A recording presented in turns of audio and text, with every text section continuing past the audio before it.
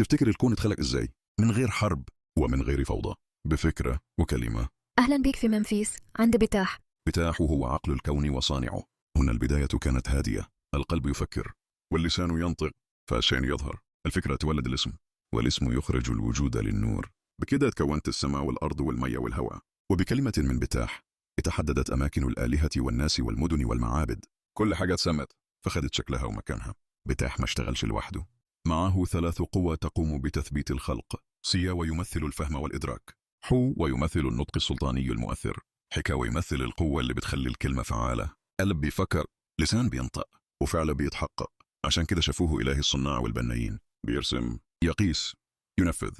الكون هنا مش معركة، ده تصميم وهندسة، ونظامه اسمه ماعت وتمثل ميزان الحق والعدل. وقفة سريعة، لو لسه مكمل معايا لحد هنا شكرا بجد، وشكر خاص لكل واحد وواحدة بيعملوا لايك وبيشتركوا في القناة. وجودكم هو اللي مكمل الرحلة دي. نكمل.